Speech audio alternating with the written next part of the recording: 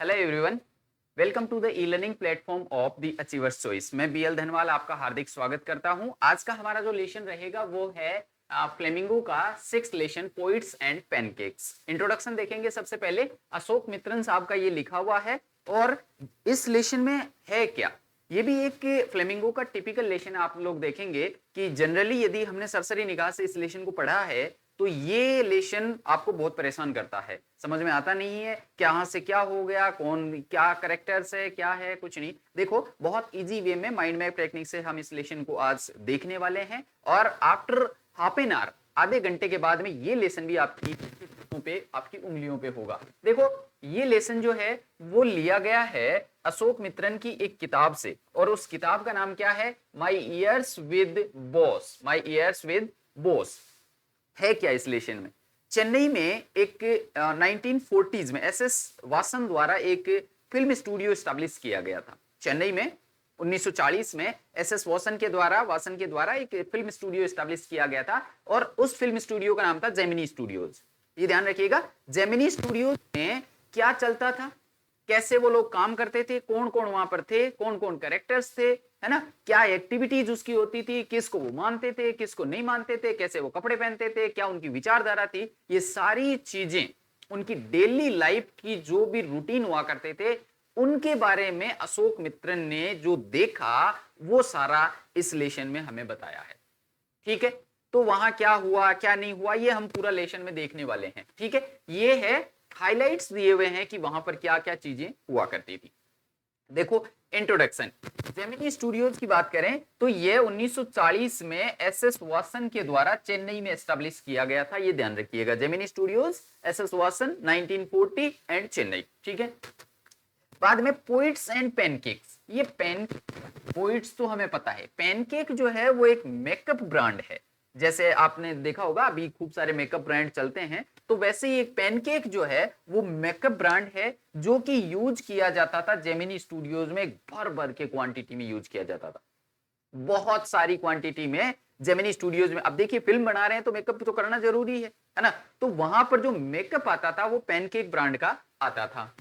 Makeup room, makeup करने के लिए मेकअप रूम बना हुआ था। मेकअप रूम जो था वो एक सैलून टाइप का था। आगे मैं आपको फोटो दिखाऊंगा जिसमें dozens of, half A dozens of mirror लगे हुए थे, मतलब कि 6 7 8 10 मिरर लगे हुए थे और एक सैलून टाइप में ये मेकअप रूम था।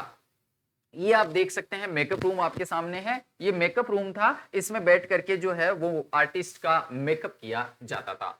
अब देखो, यहां आप देखोगे ये मिरर लगा हुआ है, इसके यहाँ लाइटें लगी हुई है, ये मिरर लगा हुआ है, इसके चारों लाइटें लगी हुई है, ताकि जो मिरर है उसमें मेकअप जिसका किया जा रहा है उसका चेहरा आराम से दिख सके, तो इसलिए लाइटें लगी हुई थी। अब ये लाइटें भी कौन से हैं? आपने वो बल्ब देखे हैं, हेलोजन वाले बल्ब, वो वाले बल्ब लगे हुए हैं, ये एलईडी लाइटें नहीं है, वो वाले बल्ब लगे हुए हैं। अब आप देखो 100 वाट का बल्ब कितना गर्मी पैदा करता है ना, और यहां तो हर एंगल पे लाइटें लगी हुई थी। इतनी लाइटें जब एक कमरे में आप लगा दोगे तो उस कमरे की क्या हालत होगी, बहुत ज्यादा गर्मी हो जाएगी। तो इस कमरे में इतनी लाइट होने की वजह से यहां पर बहुत ज्यादा गर्मी थी, ऊपर से मिरर भी लगे हुए हैं, तो ये मिरर फिर लाइटों को रिफ्लेक्ट करेंगे और इतनी ज्यादा हालत खराब रहती थी कि ये इन मेकअप वाले जितने भी मेकअप से रिलेटेड व्यक्ति थे, चाहे मेकअप करने वाले हो या मेकअप के अंदर जो मेकअप किया हुआ आदमी को फिर ज्यादा गर्मी लगती है, तो मेकअप किए हुए जो आर्टिस्ट होते थे उनके लिए ये फायरी मिजरी थी, है ना। मिजरी का मतलब होता है कि पीड़ा, कष्ट, दुख, और फायरी का मतलब होता है आग जैसी पीड़ा, यानी फायरी मिजरी थी ये मेकअप से किए हुए जो आर्टिस्ट थे उनके लिए। ठीक है, ये ध्यान रखिएगा, क्वेश्चन बनता है।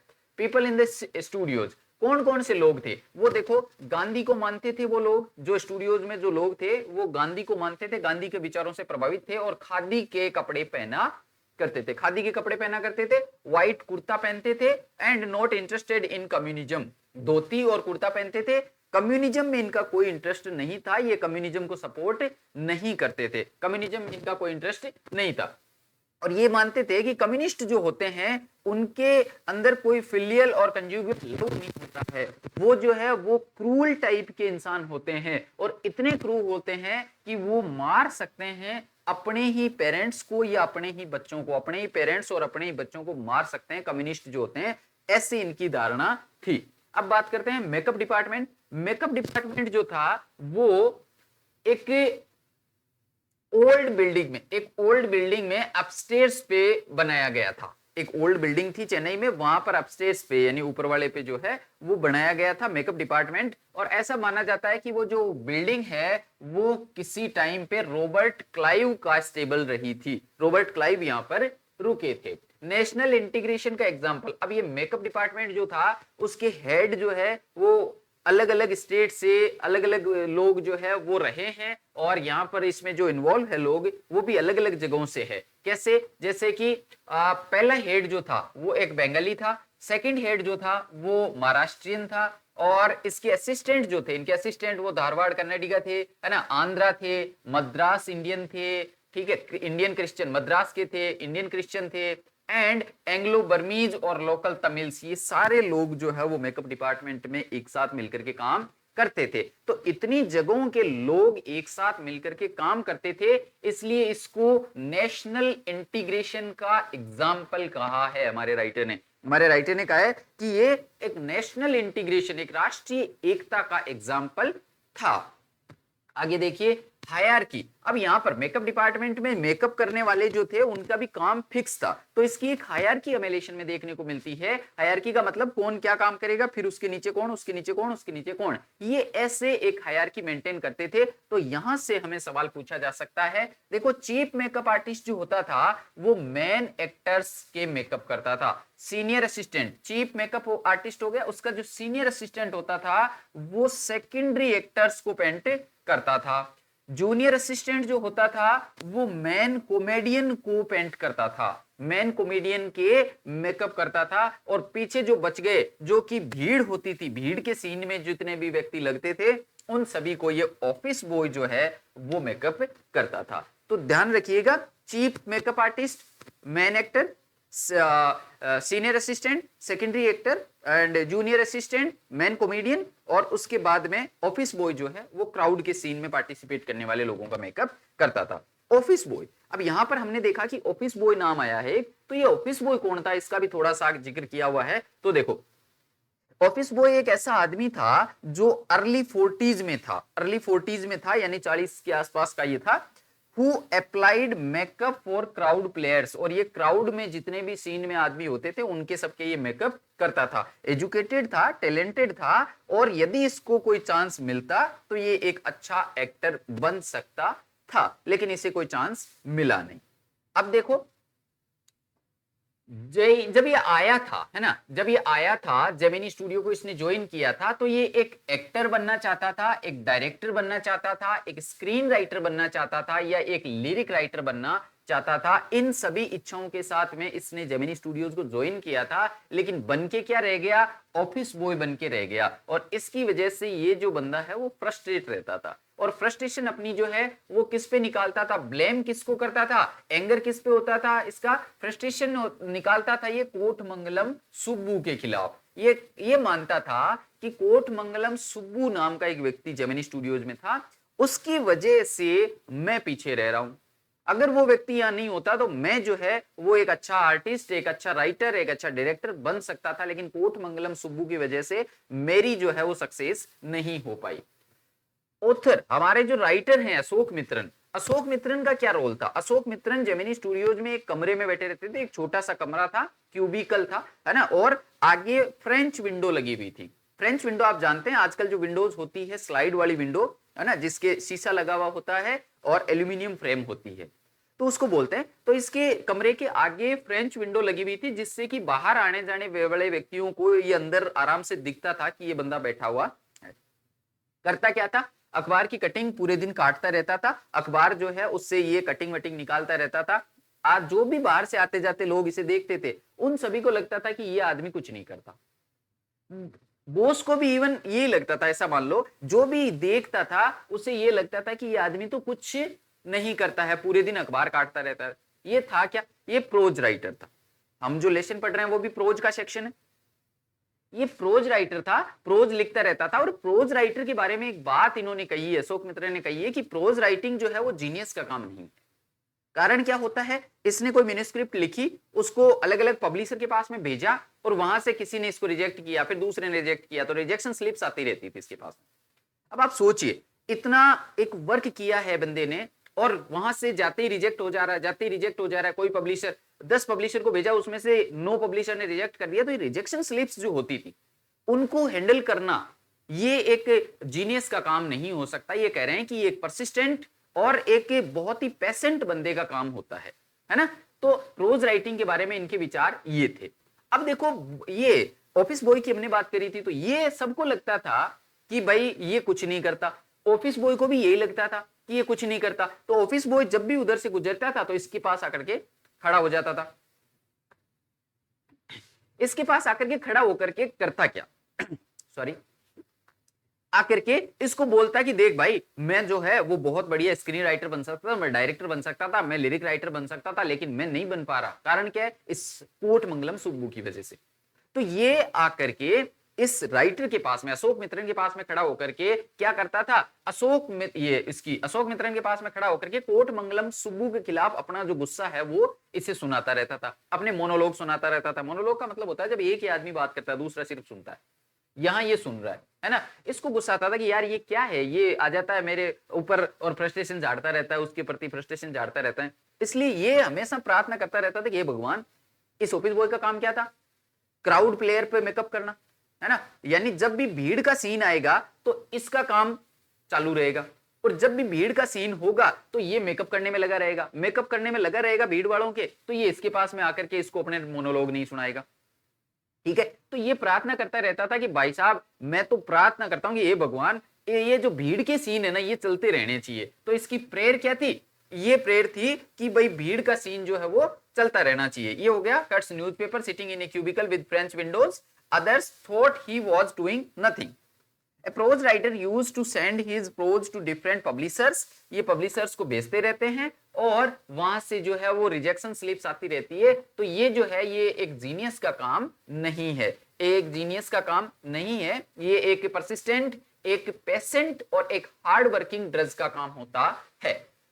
फेडेड विद ऑफिस बॉय कैसे होता है? ये कहता था कि ये मोनोलॉग सुनाता था मुझे आता, और मुझे अपने खोए हुए सपनों के बारे में मोनोलॉग सुनाता रहता था। इसलिए मैं प्रे करता रहता था कि भाई साहब, क्राउड शूटिंग जो है वो चलती रहनी चाहिए।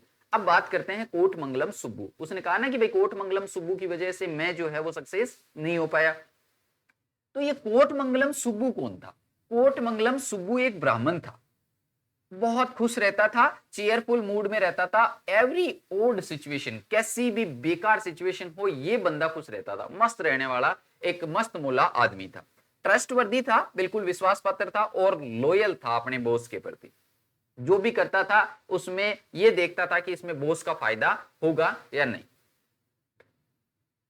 मल्टी टैलेंटेड पर्सनैलिटी थी, बहुत ही टैलेंटेड आदमी था। Able to solve challenges instantly, इसको कोई भी परेशानी दे दो चुटकियों में हल कर देता था। बड़ा टैलेंटेड आदमी था। टैलेंटेड एक्टर था, क्रिएटिव एडवाइजर था, इससे कोई भी एडवाइस आप मांगो तुरंत ये एडवाइस देता था। टेलर मेड फॉर फिल्म्स, और फिल्मों के लिए तो ऐसा मान लीजिए टेलर मेड था। टेलर मेड मतलब ऐसा था कि भगवान ने इसको फिल्मों के लिए ही बनाया। जैसे टेलर अपने कपड़े बनाते हैं ना, एकदम फिट आते हैं, वैसे इसको एकदम फिट बनाया था फिल्मों के लिए। Did any role better than a man actor, और जो मैन एक्टर होता था उसका रोल ये उससे भी अच्छा कर लेता था, इतना बढ़िया एक्टर था। Successfully recreated the mood off devadasis, और ये एक सीन था मूड ऑफ देवदासीज, इसको भी इसने रिक्रिएट किया था। Actor acting A sad and broken hearted, ये ऐसा एक सीन था जिसको इसने बहुत अच्छे तरीके से किया था। ठीक है, अब देखो, सक्सेसफुल पोइट भी था, ये पोइट्री भी लिखता था, है ना, जनरल लोगों के लिए पोइट्री लिखता था। और कौन से में? इनफोल्ड, रिफ्रेन एंड डिक्शन में ये पोइट्री जो है स्टोरी लिखता था, स्टोरी पॉइंट्स लिखता था। राइट इन नोवेल, इसने थिलाना मोहनम्बल नाम की एक नोवेल भी लिखी थी। ठीक है, हमारा जो कोटमंगलम सुब्बू है इसने एक नोवेल भी लिखी थी। राइट डजन्स ऑफ कैरेक्टर्स, इसमें डजन्स ऑफ कैरेक्टर्स थे, बहुत सारे कैरेक्टर्स थे। जेनरस था, काइंड था, है ना। इसका कैरेक्टर स्केच देखो, यहां पर हम देखेंगे कि कोटमंगलम सुब्बू का कैरेक्टर स्केच बहुत पूछा जाता है, जनरली पूछा जाता है। यदि एक अच्छा कैरेक्टर स्केच पूछना है तो कोटमंगलम सुब्बू का पूछा जाता है। जनरस था, काइंड था, open hosting relatives and friends at home, relatives और फ्रेंड्स को ये बुलाता रहता था घर पे, इसके जो है वो रिश्तेदार और फ्रेंड्स वगैरह आते रहते थे। मेंबर ऑफ स्टोरी डिपार्टमेंट, और यहाँ जेमिनी स्टूडियो जी यदि बात करें तो ये स्टोरी डिपार्टमेंट का मेंबर था, यानी इसका नाम कौन से रजिस्टर में चलता था, स्टोरी डिपार्टमेंट जो था उसके रजिस्टर में चलता था।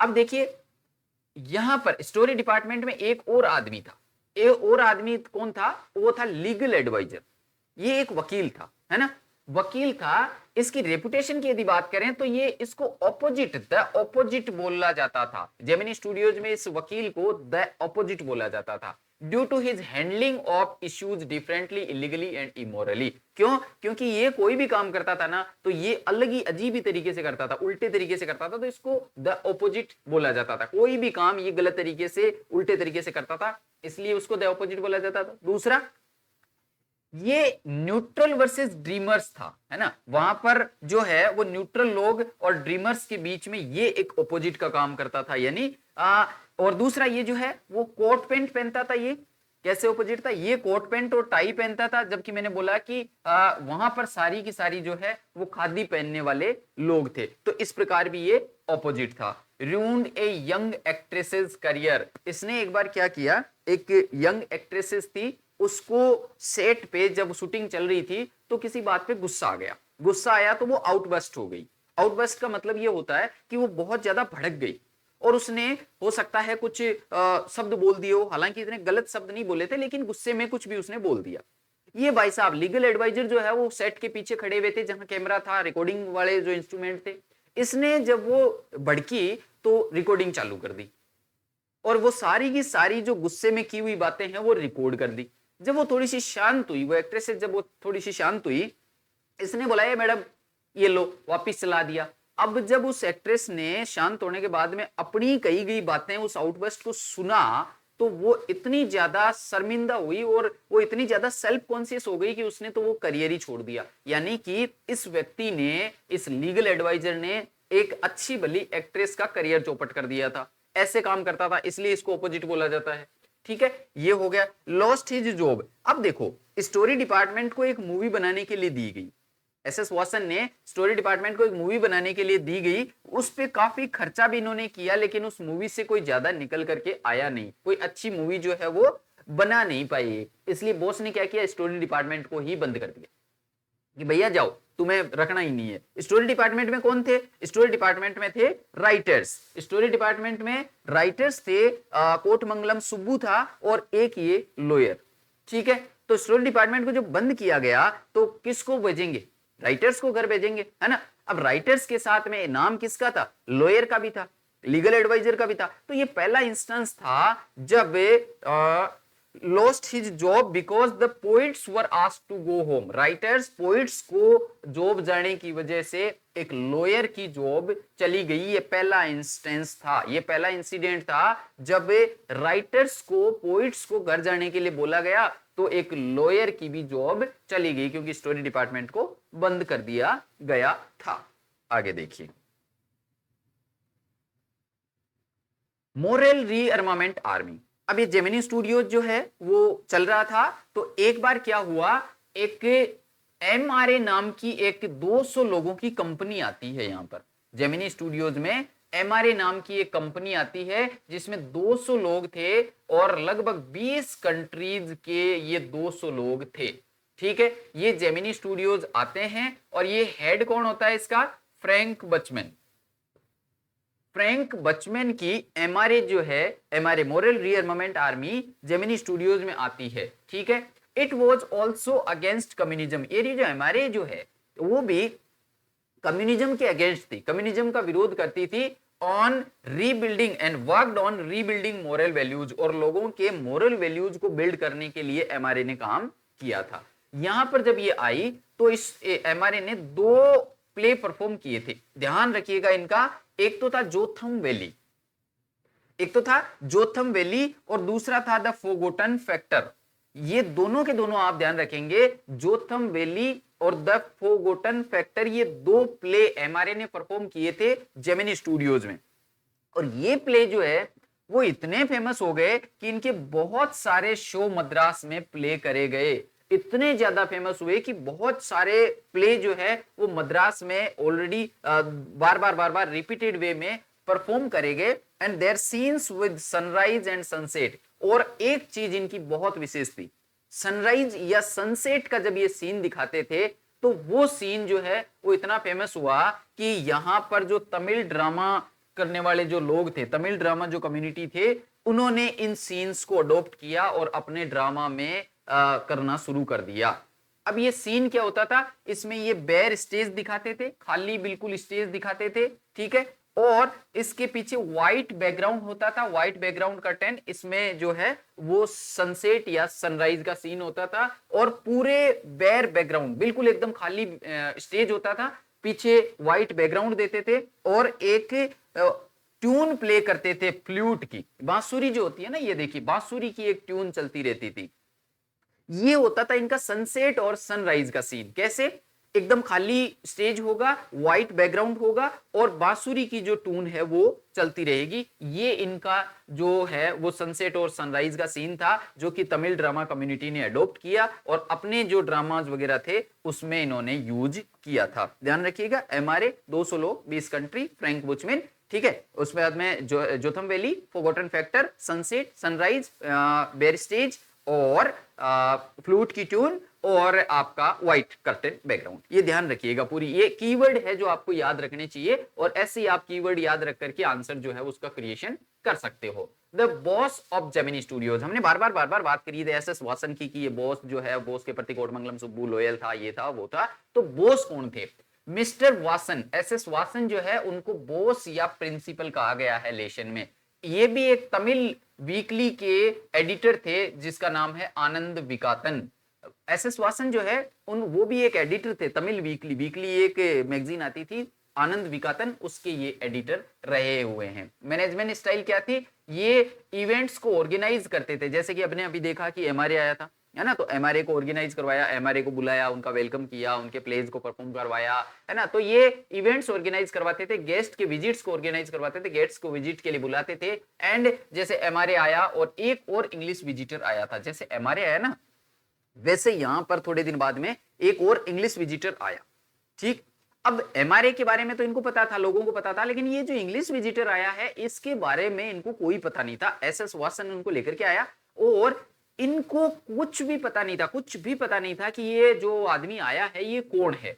इन्होंने क्या किया, गेस किए, कुछ कहते हैं कि ये पोइट है, कुछ कहते हैं कि ये राइटर है, और स्ट्रॉन्ग गेस इसमें जो था वो था कि ये कोई एडिटर है। क्यों? क्योंकि एस.एस. वासन लेकर के आए, एस.एस. वासन खुद एडिटर है, तो शायद ये कोई एक एडिटर है, लेकिन कौन है ये किसी को ही पता नहीं था। Confusion and mystery, this visit baffled everyone due to language barriers and English accent. अब हुआ क्या, वो इंग्लिश विजिटर आया, सब लोग उसके सामने बैठे हुए थे, वो स्टेज पे गया और सब लोगों ने उसकी बात को सुना।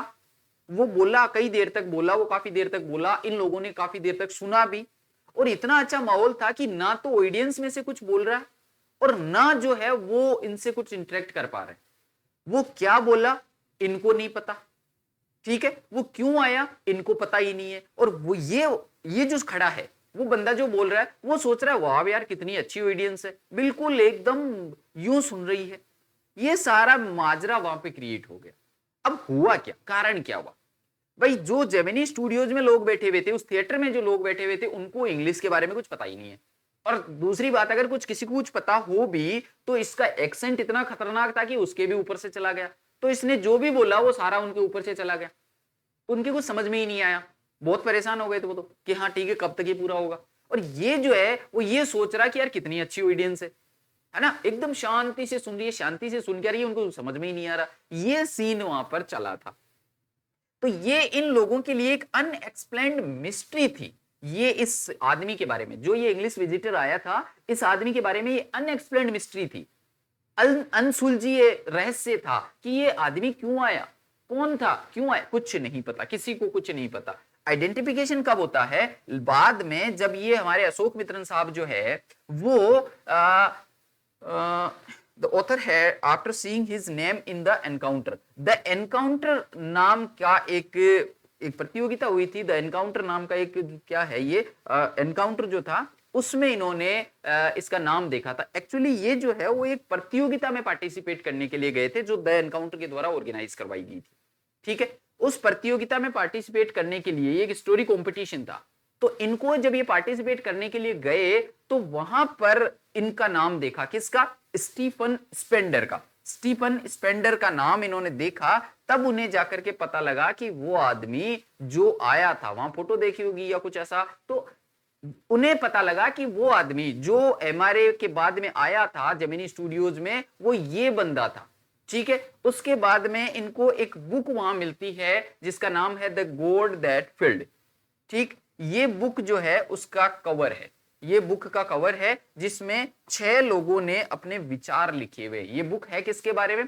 6 लोग हैं, रिचर्ड राइट, आर्थर कोसलर और स्टीफन स्पेंडर, और ऐसे करके ये 6 लोग थे। इन 6 लोगों ने कम्युनिज्म के बारे में अपने विचार लिखे हैं कि पहले कैसे ये कम्युनिज्म को सपोर्ट करते थे और उसके बाद में कैसे धीरे धीरे जो है वो इससे डिसिल्यूजन हुए, इनका भ्रम मिटा और कम्युनिज्म से दूर आ गए। ये इनका एक्सपीरियंस जो है वो इस द गॉड दैट फील्ड में लिखा हुआ है। ये इसका क्या है, इसका स्टूडेंट एडिशन 50वीं एनिवर्सरी के जो है उपलक्ष्य में ये स्टूडेंट्स के लिए बहुत लो प्राइस पे मिल रही थी ये बुक। ठीक है, बहुत ही ज्यादा लो प्राइस पे ये बुक मिल रही थी। और क्यों मिल रही थी? क्योंकि इसकी 50th एनिवर्सरी थी रशियन रेवोल्यूशन की। रशियन रेवोल्यूशन की 50वीं एनिवर्सरी के उपलक्ष्य में ये बुक एक लो कॉस्ट पे मिल रही थी। तो हमारे जो राइटर साहब है अशोक मित्रन साहब, ये भी इस बुक को खरीद लाते हैं और इस बुक को जब इसमें स्टीफन स्पेंडर के जब एस्से को पढ़ते हैं तब इन्हें पता चलता है, तब ये मिस्ट्री सॉल्व होती है कि वो जो व्यक्ति आए थे इंग्लिश विजिटर, वो स्टीफन स्पेंडर थे और वो कम्युनिज्म को सपोर्ट करने के लिए आए थे, कम्युनिज्म के बारे में, कम्युनिज्म को फेवर करने के लिए आए थे। क्योंकि ऐसे जो है वो इन्हीं बारे में है कि कैसे इन लोग जो है वो ये लोग जो है 6 के 6 वो पहले कम्युनिज्म को सपोर्ट करते थे एंड देन वो डिसिल्यूजन हो गए, कैसे उनका भ्रम मिट गया और कम्युनिज्म से दूर आ गए। तो ये आप कवर फोटो देख सकते हैं, जेमिनी स्टूडियोज की विजिट के बारे में ये ऐसे पढ़ करके इनको पता चलता है। और इस प्रकार ये जो अनएक्सप्लेन्ड मिस्ट्री थी वो जो है वो इनकी सॉल्व होती है और यहां हो जाता है लेसन खत्म। अब हम चलते हैं लर्निंग रूट चार्ट की तरफ। फटाक से हम इस लेसन को वापस रिवाइज करते हैं और जब आप लास्ट टाइम में इसको पढ़ो तो ये रूट चार्ट जो है उसको टिक मार्क करते जाओ कि क्या ये सारे पॉइंट्स आपके तैयार हैं। If yes then your lesson is done. तो देखो सबसे पहले इंट्रोडक्शन। इंट्रोडक्शन में आप ये देखोगे जेमिनी स्टूडियोज कहाँ था, कब इसकी एस्टेब्लिशमेंट हुई, किसने ये किया था, ये जो हमारा लेसन है वो कौन सी बुक से लिया गया है, क्या ये सारी बातें आपकी तैयार है? यदि नहीं है तो आप वीडियो को रिपीट करके देख सकते हैं, सारी बातें इसमें आई हुई है। यदि यस तो दूसरे पॉइंट पे चलिए। मेकअप डिपार्टमेंट कहाँ था, इसमें कैसे जो है कौन कौन लोग थे, मेकअप डिपार्टमेंट की और क्या विशेषता थी, मेकअप रूम की क्या विशेषता थी, कैसे फायरी मिजरी वहां पर हुआ करती थी, ये सारी चीजें यदि आपको तैयार है तो ठीक है। आगे चलिए। National integration example, example of national integration. Makeup department जो था उसमें इंडिया के हर एक स्टेट से, ऑलमोस्ट हर एक स्टेट से, बहुत सारे स्टेट से जो है वो लोग आते थे, वहां पर थे फर्स्ट एड, सेकंड एड, उनके असिस्टेंट, ये सारे अलग अलग जगहों से थे। तो it was an national integration example. Fiery misery के बारे में हमने पढ़ लिया है। मेकअप हायरार्की, हायरार्की क्या हुआ करती थी, कौन जो है वो किसको मेकअप करता था। आपने बोला था कि चीफ मेकअप आर्टिस्ट जो है वो मेन एक्टर्स को करता था और उसका असिस्टेंट, सीनियर असिस्टेंट जो है वो सेकेंडरी एक्टर्स को करता था, जूनियर असिस्टेंट जो है वो चीफ कॉमेडियन को मेकअप करता था और ऑफिस बॉय का काम था क्राउड प्लेयर्स के ऊपर मेकअप लगाना। इसके बाद में ऑफिस बॉय हमने देखा कि ऑफिस बॉय जो है वो एक अर्ली 40s का व्यक्ति है जो कि यहाँ पर लिरिक राइटर वगैरह बनने आया था, डायरेक्टर वगैरह बनने आया था, लेकिन वो ऑफिस बॉय बन के रह गया और अपनी जो फ्रस्ट्रेशन है वो कोटमंगलम सुब्बू के प्रति निकालता है। जनरली उसका ड्रीम क्या था, ब्लेम किसको करता है, ये कोटमंगलम सुब्बू को ब्लेम करता है। राइटर का क्या काम था, फ्रेंच क्यूबिकल में बैठ करके अखबार की कटिंग काटना इसका काम था और सबको लगता था कि ये कुछ नहीं करता है। और प्रे क्या करता था कि भाई साहब भीड़ के सीन होते रहने चाहिए ताकि ये ऑफिस बॉय मेरे पास आकर के माथा नहीं खाए। तो इसकी प्रे क्या थी कि क्राउड शूटिंग जो है वो चलती रहनी चाहिए। कोटमंगलम सुब्बू क्या था, कोटमंगलम सुब्बू तो मोस्ट इंपोर्टेंट कैरेक्टर है इस लेसन का, बहुत ही टैलेंटेड पर्सनैलिटी थी, टेलर मेड फॉर फिल्म्स था, है ना। और जेमिनी स्टूडियोज में 2 नंबर पे ही आता था, यानी बोस के बाद में जो सबसे टॉप का रैंक जो थी वो कोटमंगलम सुब्बू की थी। और इसकी इतनी ज्यादा विशेषताएं कि जनरस था, काइंड था, राइटर था, स्टोरी राइटिंग करता था, स्टोरी पोएम्स लिखता था, है ना। और इसके अलावा हर एक प्रॉब्लम का सोल्यूशन निकाल देता था। एक सीन जो है वो लेशन में दिया हुआ है कि बोस जो है उनको एक सीन करना था कि एक पानी के अंदर एक सीन हमें दिखाना है जिसमें एक चूहा जो है वो शेरनी से लड़ता है और शेरनी को मार देता है, लेकिन उनके बच्चों को, शेरनी के बच्चों को, कब्स जो होते हैं उसको वो प्यार से रखता है, उनको कुछ नहीं करता। तो ये कैसे सीन किया जाए? तो ये कहा जाता है कि जब ये बात कोटमंगलम सुब्बू तक पहुंचती है तो कोटमंगलम सुब्बू जो है वो इसके 3 तरीके बता देता है फटाक से कि ऐसे कर लो, ऐसे कर लो, ऐसे कर लो। और यदि वो तीनों ही नहीं पसंद आए तो 1 मिनट में वो 14 तरीके और बता देगा।